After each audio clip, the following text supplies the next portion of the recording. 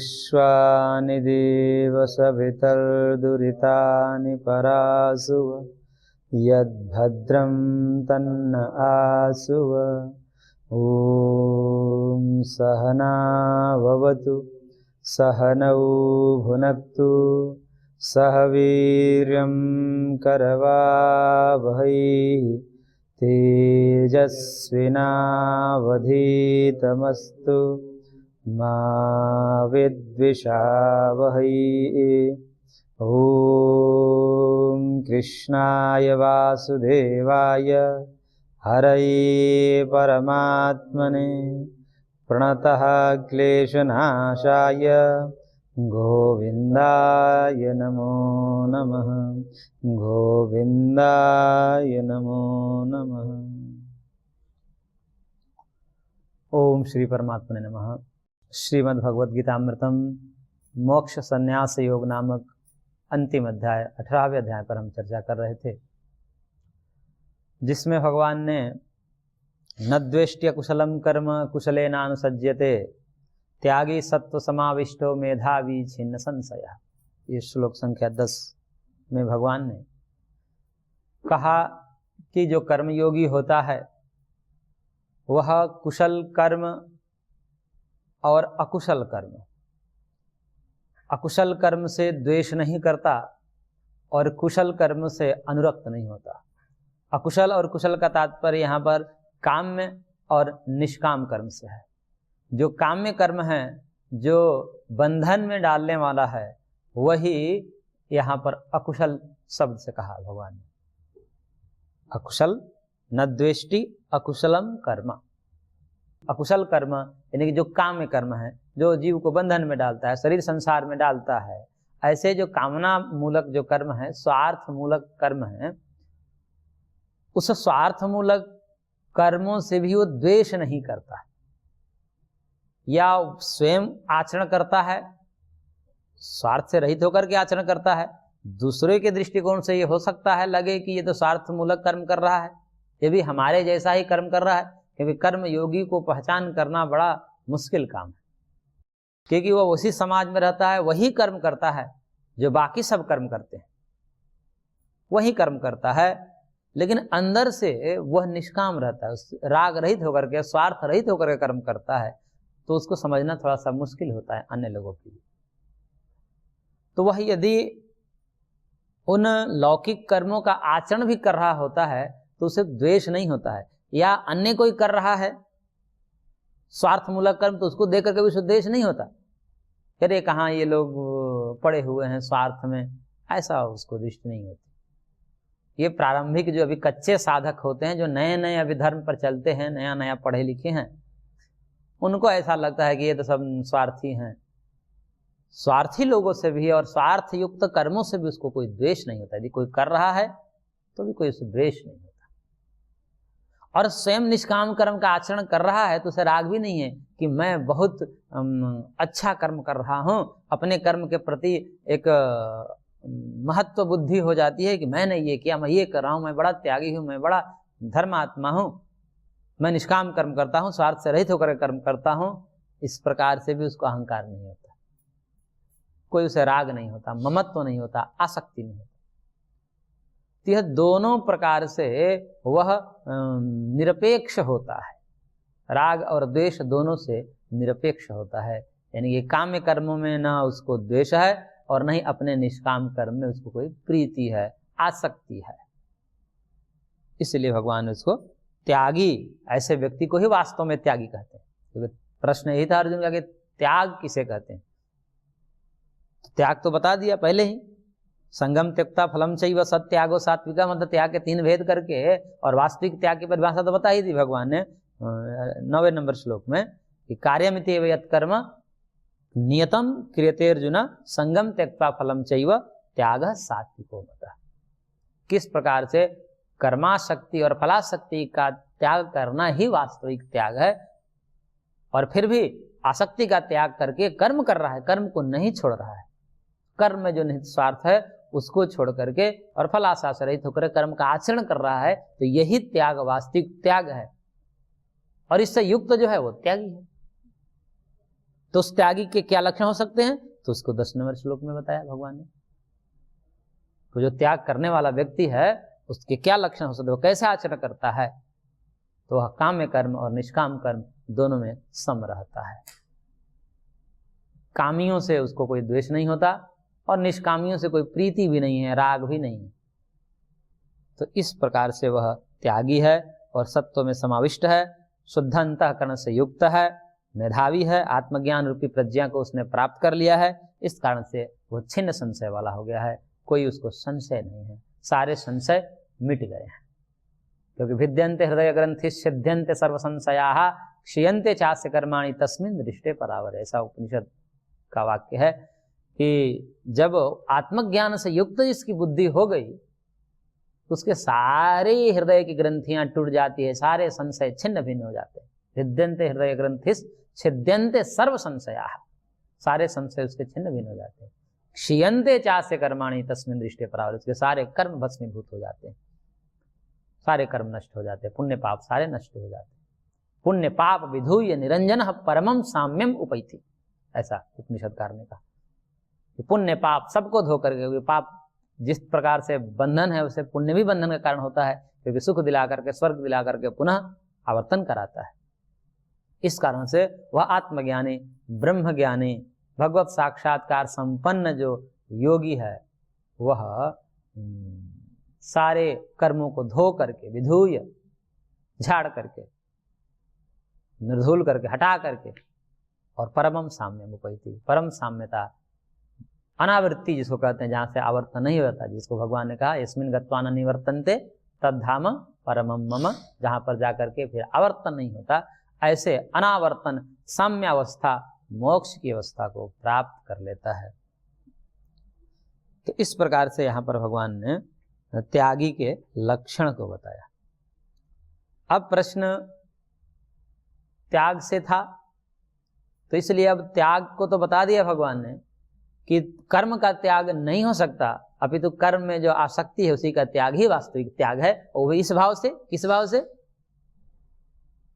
करना ही है, कर्म को तो करना ही है किसी भी हालात में, लेकिन स्वार्थ नहीं करना है, राग नहीं करना है, इस भाव से वह कर्म का आचरण भी कर रहा है। तो यही त्याग वास्तविक त्याग है, सात्विक त्याग है।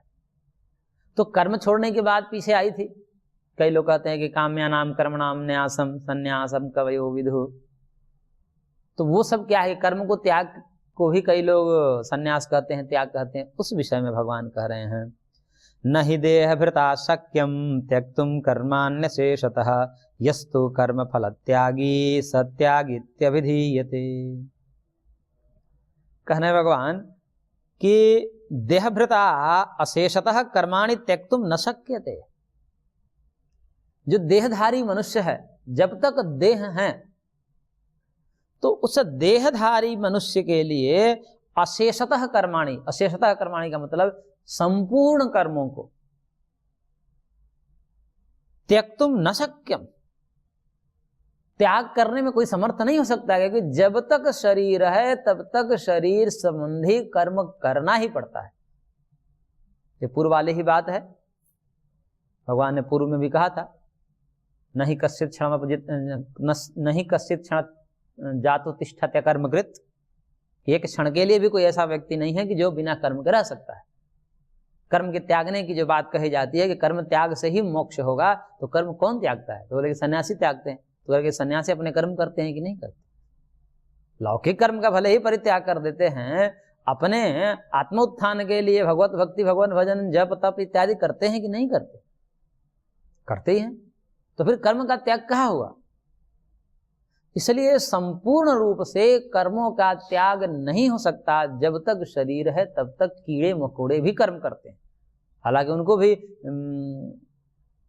त्रियक योनि कहते, भोग योनि कहते, वहां पर पूर्व कर्मों का भोग भोगते हैं, परंतु फिर भी उनको अपने भोजन के लिए कुछ ना कुछ कर्म करना ही पड़ता है। सबसे कहते हैं कि अजगर जो है वह एकदम निठल्ला रहता है, उस पर एक दोहा ही बना दिया है कि एक है ना, पंछी करे ना काम, अजगर करे ना चाकरी, पंछी करे न काम, दास मलुका कह गए सबके दाता राम। कि अजगर कोई काम नहीं करता है, लेकिन भगवान कृपालु हैं, सबको बैठे बैठे भोजन वहां अजगर को दे देते हैं। मलुक दास से पूछा गया था कि तुम बैठे रहते राम राम करते, राम राम से भोजन मिल जाएगा? बोलते हैं कि अजगर को बैठे बैठे भोजन मिल जाता है, उनके लिए भी राम है, तो हमारे लिए राम नहीं है? हमारे लिए भी राम है, हमको भी दे देंगे भोजन। तो भोजन के लिए जीना, ये कोई जीना है? भगवान के लिए जीना जीना है, उसका अलग अर्थ नहीं लेना चाहिए। इसका मतलब कि हाँ निठल्ले पने का उपदेश दिया संतों ने, ऐसा नहीं है। केवल जो भोजन के लिए कर्म कर रहा है और भोजन करने को ही और भोजन के लिए जो कर्म किया उसी को कर्म मानता है, बाकी कोई कर्म नहीं है, भगवत भक्ति आदि कर्म नहीं है, उसके लिए मलुकदास ने ऐसा कहा। तुम जो कहते हैं कि भोजन की बात है, अरे भोजन तो सबको मिल जाता है, अजगर बैठा रहता है उसको भी मिल जाता है भोजन, तो हमको क्यों नहीं मिल जाएगा? क्योंकि भोजन तो ये मिलना ही है। तो चाणक्य नीति में भी चाणक्य ने कहा है कि भोजन के लिए चिंता करना ये मूर्खों का काम है, क्योंकि हमारे पूर्व कर्मों के अनुसार भोजन मिल ही जाएगा। तो कितने लोग ऐसे हैं आलसी देखे जाते हैं, कुछ नहीं करते लेकिन फिर भी उनको भोजन मिल ही जाता है, भोजन कहीं ना कहीं मिल ही जाता है, वस्त्र कहीं ना कहीं मिल ही जाता है, परंतु आगे उनका जीवन खराब होगा, अगला जन्म खराब हो सकता है, लेकिन इस जन्म में तो कैसे भी काट ही लेंगे, उनको मिल जाता है भोजन। ऐसा नहीं कि खाने से मर जाएंगे, क्योंकि पूर्व प्रारब्ध के आधार पर ये जीवन मिला। सती मूले तद्दीपा को जात्यायुर्भोगा, ऐसा महर्षि पतंजलि कहते हैं कि पूर्व प्रारब्ध के आधार पर ये जन्म मिला है, इसमें जो भी भोग मिला है वो पूर्व के आधार पर मिला है, अब जो हम कर्म करेंगे वो आगे मिलेगा। इसलिए अभी जन्म ही लिए हैं तो यानी कि वो उतना हम प्रारब्ध लेकर आए हैं वो हमको मिलना है, पर आगे देखना है। केवल भोजन के लिए परिश्रम करना ही कोई परिश्रम नहीं, इसलिए भजन करें, ऐसा मलुकदास का तात्पर्य है। तो कहने का हमारा तात्पर्य है कि अजगर बैठा हुआ है, परंतु उसको भी बिना मुंह खोले चला जाएगा क्या अंदर उसका भोजन? उसको भी तो मुंह खोलने रूपी कर्म करना ही पड़ेगा, निगलना पड़ेगा, निगलने में प्रयत्न करना पड़ेगा। तो अजगर जैसा तामसिक प्राणी भी तिर्यक योनि में पड़ा है, वह भी कर्म किए बिना नहीं रहता। इसलिए भगवान ने कहा कि जब तक देह है, ये तो तिर्यक योनियों में भी नहीं हो रहा, पर मनुष्य में कैसे हो सकता? मनुष्य में तो हो ही नहीं सकता। इसलिए सर्वथा कर्मों का परित्याग मनुष्य देह में संभव नहीं है। जब तक शरीर है तब तक कर्म करना ही पड़ेगा, पेट भरने के लिए भी कर्म करना पड़ेगा। साधु को भी उठकर भिक्षा मांगने जाना ही पड़ता है, या कुछ न कुछ अपना पाक क्रिया करनी ही पड़ती है। यदि स्वपाकी हैं तो अपने से उनको बनाना पड़ता है, या नहीं है भिक्षा मांगते हैं तो भिक्षा के लिए जाना पड़ता है, अथवा कहीं लंगर आदि हैं, भंडारे हैं, तो उसमें दौड़ कर जाना ही पड़ता है। तो जब तक देह है तब तक कर्म होता ही है, उसको कोई निराकरण नहीं कर सकता। इसलिए भगवान ने कहा कि जब तक देहधारी मनुष्य है वह संपूर्ण रूप से कर्म का त्याग नहीं कर सकता। तो फिर त्याग शब्द का तात्पर्य क्या हुआ? तो भगवान ने कहा कि कर्म का त्याग, वास्तव में त्याग शब्द घटेगा ही नहीं, क्योंकि कोई भी कर्म का त्याग कर ही नहीं सकता। हाँ, कर्म का त्याग के विषय में इतना कहे कि लौकिक कर्मों का त्याग करके पारलौकिक कर्मों करना, तब तो हम कह सकते हैं कि लौकिक कामनाओं का त्याग करके पारलौकिक कर्म को कर रहा है, परंतु वह भी लौकिक कर्म सर्वथा खत्म हो सकते हैं क्या?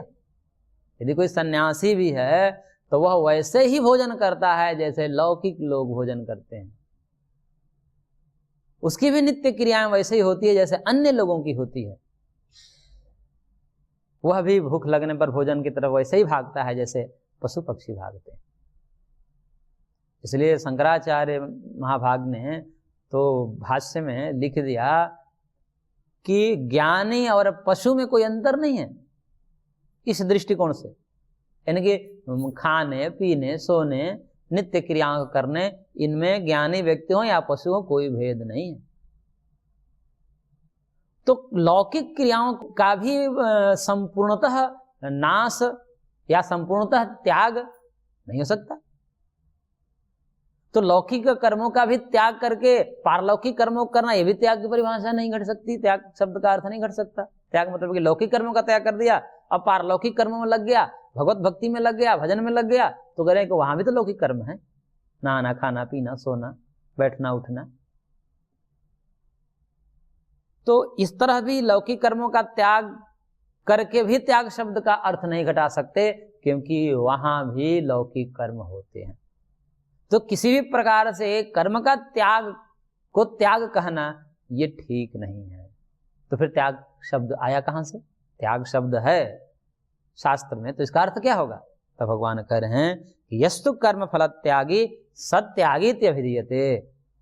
जो कर्म में निहित आसक्ति है, यानी कि फलासक्ति, कर्म फल त्यागी, कर्म फल का त्याग करने वाला, यानी कर्म फल के आसक्ति का त्याग। कर्म फल जहां जहां भी आता है, कर्म फल का त्याग का तात्पर्य कर्म फल के प्रति आसक्ति का त्याग। और जिन्होंने कर्म के जो मिलने वाले फल हैं, भविष्यगामी फल होते हैं, जो जिस समय हम कर्म करते हैं उसका फल आगे मिलने वाला होता है, उन आगे मिलने वाले कर्मों में से कोई आशा न रहे, वो आशा हट जाए और कर्म होता रहे, और कोई आस नहीं है, फल की कोई आस नहीं है, बस कर्म करते रहा है। तो भगवान कह रहे हैं सत्यागी त्यभिधीयते, वास्तव में उसी को त्यागी कहते हैं, वही त्यागी है। तो त्यागी की परिभाषा यहाँ पर भगवान ने दे दी कि कर्म फल आसक्ति का त्याग ही त्याग है, और उसको करने वाला ही त्यागी है। अब त्याग का फल क्या होता है? ये तो हमने कल भी कहा था, त्यागे ने के अमृतत्व मानसु, वेद वाक्य के अनुसार कि त्याग का फल अमृतत्व। त्यागात शांति अनंतरम, पूर्व के अध्याय में कहा भगवान ने, त्याग के बाद शांति, शांति का मतलब परम शांति, त्रिविध दुखात्यंतिक निवृत्ति, मोक्ष इसको कहा जाता है, उसको वो प्राप्त कर लेता है। तो त्याग का फल तो वास्तव में उसी को मिला। वह कौन सा त्याग? तो सर्व कर्म फल त्याग, कर्मासक्ति, संपूर्ण प्रकार के कर्म फल की आसक्ति का परित्याग, तब जाकर के वह फल मिलेगा। अब उसी के लेकर एक श्लोक भगवान कह रहे हैं, बहुत बढ़िया श्लोक है। अनिष्टमिष्ट मिश्रम च त्रिविधम कर्मणः फलम भवत्यत्यागिनां प्रेत्य न तो सन्यासिनां क्वचित। कह रहे भगवान की अत्यागिनां कर्मणः इष्टम अनिष्टम मिश्रम त्रिविधम फलम। जो अत्यागी हैं, यानी जिन्होंने अपने फलाशक्ति का त्याग नहीं किया, कर्म कर रहे हैं लेकिन फलाशा से युक्त होकर के कर्म कर रहे हैं, स्वार्थ से युक्त होकर के कर्म कर रहे हैं, ऐसे को अत्यागी कहा भगवान। क्योंकि ऊपर त्यागी कर दिया, त्यागी त्यभिधीयते, जो सर्व कर्म फल त्याग कर दिया, आसक्ति का परित्याग कर दिया, तो त्यागी हैं। अब यहां पर कह रहे कि अत्यागी नाम, जो अत्यागी है, यानी कि जिन्होंने अपने आसक्ति का त्याग नहीं किया, फलाशक्ति का त्याग नहीं किया, कर्माशक्ति का त्याग नहीं किया, अभिमान का त्याग नहीं किया, अहंकार का त्याग नहीं किया, ऐसे अत्यागी व्यक्तियों के 3 प्रकार के कर्म होते हैं। फल के दृष्टिकोण से भगवान कह रहे हैं, वो कर्म फल के दृष्टिकोण से जब फल देता है तो 3 प्रकार का फल देता है। कौन कौन से फल? इष्टम, अनिष्टम, मिश्रम च। इष्ट, अनिष्ट और मिश्रित। इष्ट क्या है? इष्ट ऐसे अच्छा को कहते हैं, सुख को कहते हैं इष्ट, और अनिष्ट दुख को कहते हैं, और मिश्रम यानी कि मिश्रित, सुख दुख मिश्रित है। तो इस दृष्टिकोण से देखेंगे तो जो अत्यागी हैं, जो कर्म फल की आसक्ति का त्याग नहीं किया है, राग है, अभिममत्व है, अहंकार है, मैंने ये किया, मैं की भावना से युक्त होकर, स्वार्थ से युक्त होकर कर्म किए हैं, तो उनके जो भी कर्म करेंगे उन कर्म के 3 फल होंगे। 3 प्रकार के कर्म होंगे तो 3 प्रकार के फल होंगे। कर्म भी जैसे फल दृष्टिकोण से कहा 3 प्रकार का, तो कर्म भी 3 प्रकार का समझ लेना चाहिए, क्योंकि कर्म से ही जन्य फल होता है। तो जब फल 3 प्रकार का होता है तो उसको दिलाने वाला कर्म जो कारण है वो भी तो 3 प्रकार का होगा। तो कर्म भी 3 प्रकार का होता है। महर्षि पतंजलि ने इसका उल्लेख योग शास्त्र में किया है कि 3 प्रकार के कर्म होते हैं। तो यहां फल के लिए कहा है, तो कर्म को भी आप समझ लीजिए कि कर्म भी 3 प्रकार का होता है, यानी कि पुण्य पाप, पुण्य पाप मिश्रित, ये 3 कर्म होंगे। तो पुण्य का फल क्या होगा? इष्ट होगा, सुख होगा। पाप का फल क्या होगा? दुख होगा। और पुण्य पाप मिश्रण का क्या फल होगा? तो करेगा सुख दुख दोनों होगा। अब कोई पुण्य कर्म किया है, अपने पूरे जीवन में पुण्य ही पुण्य किया है, तो इष्ट क्या होगा? स्वर्ग आदि लोकों को जाएगा, उत्तमोत्तम लोकों को जाएगा, जहां सुख ही सुख है, दुख की मात्रा नगण्य है। और जो अपने जीवन में पाप ही पाप किया है तो नरक में जाएगा, तिर्यक आदि योनियों में जाएगा। पशु पक्षी तिर्यक आदि योनियों में दुख का बाहुल्य होने से उसको नारकीय कह देते हैं, तो तिर्यक योनि में जाएगा। और पुण्य पाप दोनों किया है कि कुछ अंशों में किसी को सुख भी दिया है, किसी को दुख भी दिया है, दोनों काम किया है, उसको मिश्रित मिलता है, यानी कि मनुष्य जन्म मिलता है। मनुष्य जन्म ये पुण्य पाप मिश्रण कर्मों का फल है, क्योंकि मनुष्य को पुण्य और पाप के मिश्रण के कारण सुख और दुख दोनों होता है। कोई ऐसा मनुष्य नहीं होगा जिसको दुख नहीं होगा, और कोई ऐसा मनुष्य नहीं मिलेगा जिसको सुख भी नहीं होगा। ऐसा कोई नहीं कह सकता कि अपने जीवन में कभी सुख हुआ ही नहीं, ऐसा नहीं हो सकता। सुख दुख दोनों मिलता है, इसलिए मनुष्य योनि को मिश्रित कर्म करने वाला माना जाता है। मिश्रित कर्म का ये फल है मनुष्य योनि। तो इस प्रकार से धर्म के कर्म, धर्म और कर्म, हालांकि ये दोनों शब्द विलग विलग प्रयोग किए जाते हैं, लेकिन कभी कभी एक ही अर्थ में दोनों को प्रयोग किया जाता है कि धर्म के कर्म का काम कर रहा है। वस्तुतः कर्म शब्द जो है वह पुण्य पाप से कहा जाता है। पुण्य पाप ये कर्म है। कर्म को कहने के लिए, अच्छे कर्म को कहने के लिए पुण्य शब्द का प्रयोग किया जाता है शास्त्रों में, बुरे कर्म के लिए पाप शब्द का प्रयोग किया जाता है। धर्म और अधर्म वो भी अलग है। पुण्य करने के पश्चात आत्मा में एक संस्कार बनता है, और वह संस्कार फल पर्यंत आत्मा में पड़ा रहता है जब तक आगे फल न दे दे। तो धर्म पुण्य कर्म नष्ट हो जाता है, क्योंकि हम कोई भी कर्म करते हैं, क्रिया अनित्य होती है, कुछ देर करे वो क्रिया संपन्न हो जाती है। तो क्रिया संपन्न होने के बाद एक संस्कार छोड़ जाती है आत्मा में, और वह संस्कार को ही धर्म अधर्म शब्द से कहा जाता है। तो धर्म अधर्म ये संस्कार का वाचक है। तो पुण्य कर्म करने के पश्चात आत्मा में जो संस्कार बनता है उसको धर्म कहते हैं। पाप करने के पश्चात आत्मा में जो संस्कार बनता है उसको अधर्म कहते हैं। तो संस्कार रूप एक धर्म अधर्म संस्कार रूप है, और पुण्य पाप क्रिया रूप है। धर्म अधर्म आत्मा का गुण है, और पुण्य पाप ये शरीर वाणी मन का धर्म है। या तो शरीर का धर्म है, या वाणी का, या मन का धर्म है। तो इस प्रकार से जो धर्म करता है, यानी कि जो पुण्य करता है, केवल पुण्य किया है। और ऐसे कहते हैं कि केवल पुण्य कैसे हो सकता है, इसका भी वर्णन किया गया कि कहाँ कहाँ कौन कौन कर्म करेंगे तो केवल पुण्य होगा, कौन कौन ऐसे कर्म है जहां केवल पाप होता है, और कुछ कौन कौन से ऐसे कर्म है जहां पुण्य पाप दोनों होते हैं।